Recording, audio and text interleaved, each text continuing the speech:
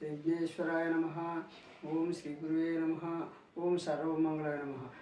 ఈరోజు యూట్యూబ్లో హస్తరేఖ జ్యోతిష్యం ద్వారా మీతో పరిచయమయ్యి అనేక వీడియోలని కొంతమంది విద్యార్థులకు అందించాలని ఒక సదుద్దేశంతో మ్యాథమెటిక్స్ ట్రిక్స్లో గత వీడియో ఒకటి చెప్పాను, నక్షత్రాలు. ఇప్పుడు అనే వీడియో కాలము అండ్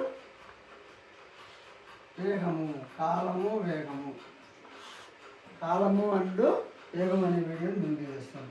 ఈరోజు కాలము వేగం అనేటువంటి దాన్ని బట్టి చూస్తే మనకు ఒక ఫార్ములాలో ఒక భాగం తెలిసిందనుకో, ఆటోమేటిక్గా రెండో భాగం వస్తుంది. ఇప్పుడు వేగము వేగము కనుక్కోవాలంటే వేగానికి ఏమేమి కనుక్కోవాలంటే ఏమేమి వేగం అంటే దూరం ఉంటుంది, కాలం ఉంటుంది. వేగానికి అంటే వేగము దూరము పోయి కాలము. అదేవిధంగా వేగము దూరము పోయి కాలము. ఇప్పుడు అదేవిధంగా దూరము ఇప్పుడు దూరము ఏమవుతుంది? ఈ రెండు పెంచుకుందాం. వేగము ఇంటూ కాలము. దూరము కాలము ఇంటూ వేగము.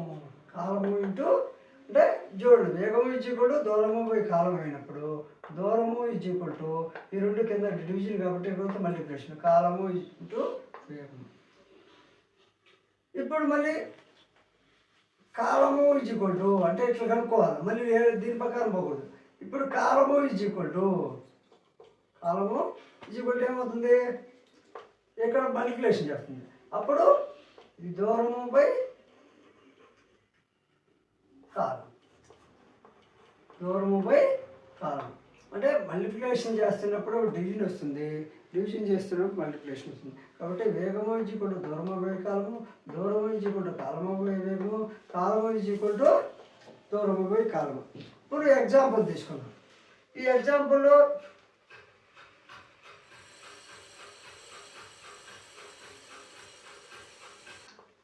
ఇప్పుడు ఒక రైలు 50 కిలోమీటర్ల దూరము 5 కిలోమీటర్లు. కాలము 60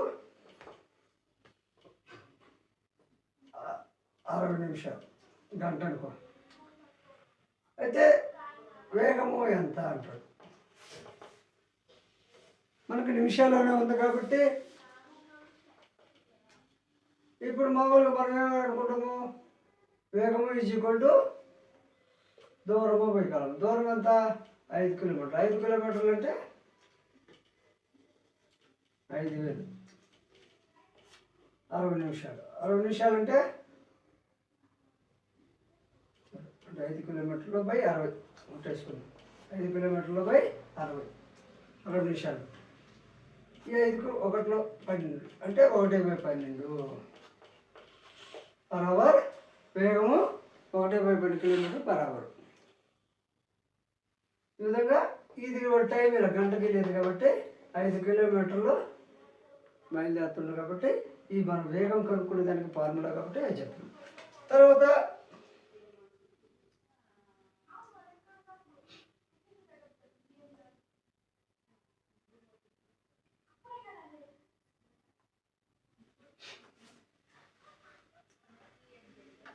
ఇవి చెప్పే ముందు మనకు కొన్ని చెప్పాలి. వేగం దూరము కాలం ఇంటూ వేగము, కాలం దూరము బై కాలము, వేగము దూరము బై కాలం.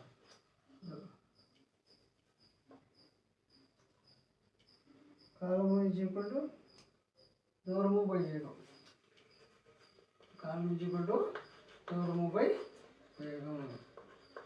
ఇక్కడికి వస్తే వేగం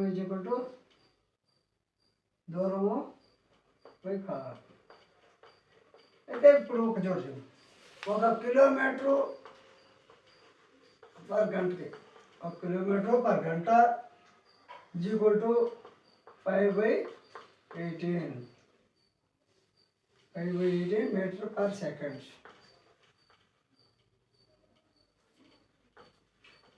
అంటే 1 కిలోమీటరు ఈజ్ ఈక్వల్ టు గంటకు 1 kilometre is equal to 5/18 metre per second. అదేవిధంగా 1 మీటర్ ఈజ్ ఈక్వల్ టు 1 కిలోమీటర్ది 1 metre is equal to metre per second. ఇలా కిలోమీటర్ తీసుకున్నప్పుడు గంటల్లో ఇందాక చెప్పాను కదా, కిలోమీటర్ కాబట్టి గంటల్లో తీసుకున్నాం. ఇప్పుడు మీటర్లో తీసుకున్నప్పుడు second. 1 metre per second is equal to ఏమవుతుంది, ఇక్కడ గంటల్లో తీసుకున్నప్పుడు 5/18. కిలోమీటర్ గంటలో తీసుకుంటే 5/18 మీటర్ పర్ సెకండ్ అయింది. అదేవిధంగా కిలోమీటర్లు కాకుండా మీటర్లో తీసుకుంటే అంటే 1 కిలోమీటర్కి 1000 మీటర్లు అవుతుంది. 1000 ఉంది అనమాట 1 మీటర్. ఈ 1 metre per second is equal to reverse అవుతుంది 18/5 metre per second. Kilometre per గంట. చూడండి, 1 కిలోమీటర్ పర్ గంట is equal to 5/18 metre per second అయితే 1 metre per second is equal to 18/5 kilometre per గంట. ఈ రెండు ఇంపార్టెంట్. ఏ మరియు బి అనే 2 రైళ్ళు వేగముల నిష్పత్తి. ఏ అనే ఒక రైలు, బి అనే ఒక రైలు. ఈ 2 రైళ్ళ నిష్పత్తి ఎంత అంటే నిష్పత్తి A:B. ఏ రైలు, బి రైలు. ఈ 2 రైళ్ళ వేగముల నిష్పత్తి. ఏ రైలు, బి రైలు యొక్క వేగముల నిష్పత్తి A:B. A:B అయినప్పుడు అవి ఒకే దూరమును ప్రయాణం చేయుటకు అంటే ఏ రైలు, బి రైలు యొక్క వేగముల నిష్పత్తి A:B. ఈ 2 రైళ్ళు ఒకే దూరమును ప్రయాణం చేయటం పట్టు కాలముల నిష్పత్తి, వేగముల నిష్పత్తి. ఇది కాలముల నిష్పత్తి 1/A:1/B. అంటే ఇది వేగముల నిష్పత్తి, ఇది కాలముల నిష్పత్తి. ఏబి 2 రైళ్ళ యొక్క వేగముల నిష్పత్తి A:B, కాలముల నిష్పత్తి 1/A:1/B. అదేవిధంగా దీన్ని ఇంకొక విధంగా ఏంటంటే B:A అంటే 1/A:1/B:ని B:A కూడా రాయొచ్చు. ఇది కాలముల నిష్పత్తి. అదేవిధంగా ఒక మనిషి ఒకే దూరమును ఒక పర్యాయం గంటకు x కిలోమీటర్ల వేగంతోనూ మరొకసారి గంటకు 1000 కిలోమీటర్ల వేగంతో ప్రయాణం చేయించు. అతని మొత్తం ప్రయాణంలో సగటు వేగం గంటకు ఎంత? ఒక మనిషి ఒకే దూరమును ఒకే దూరమేమో ఒకటే, ఒక పర్యాయమేమో గంటకు x కిలోమీటర్ల వేగం, మరో పర్యాయమేమో గంటకి 1000 కిలోమీటర్ల వేగంతో ప్రయాణం చేయించు. అతని మొత్తం ప్రయాణంలో సగటు వేగం గంటకు ఎంత అన్నాడు.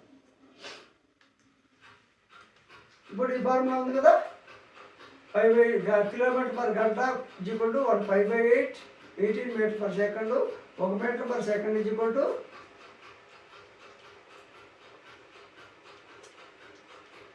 18/5 is equal to kilometre per గంట. ఇక్కడికి వస్తే మీటర్ పర్ సెకండ్. ఏ మరియు బి రైలు A:B వేగంతో ప్రయాణం చేసినప్పుడు ఏబి రైలు యొక్క కాల నిష్పత్తి, వేగముల నిష్పత్తి ఏబి 2 రైళ్ళ వేగముల నిష్పత్తి A:B. ఏబి 2 రైళ్ళ యొక్క కాలం నిష్పత్తి 1/A:1/B లేక B:A. అదేవిధంగా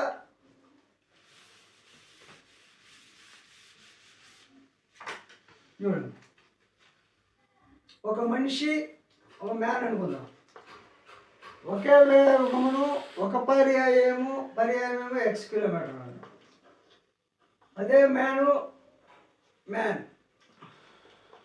అదే దూరమును మరోసారి 1000 కిలోమీటర్లు. అంటే దూరమేమో ఒకటే, ఒకసారి ప్రయాణం చేసినప్పుడు x కిలోమీటర్లు, మరోసారి ప్రయాణం చేసినప్పుడు 1000 కిలోమీటర్లు. అంటే వేగంలో తేడా వచ్చింది గంటకి పర్ అవర్.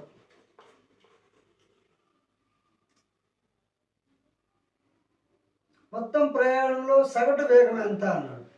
మొత్తం ఈ అంటే మ్యాన్ అనే వ్యక్తి ఒకే దూరమును ఒకసారి x కిలోమీటర్లు మరోసారి y కిలోమీటర్లు ప్రయాణించిన మొత్తం దూరంలో సగటు ఎంత? అప్పుడు 2x/x + y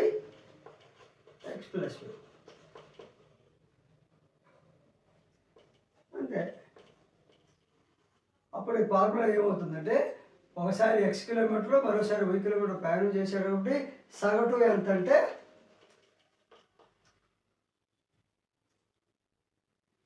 సగటు వేగం ఎంత అంటే 2 × xy/x + y కిలోమీటర్లను.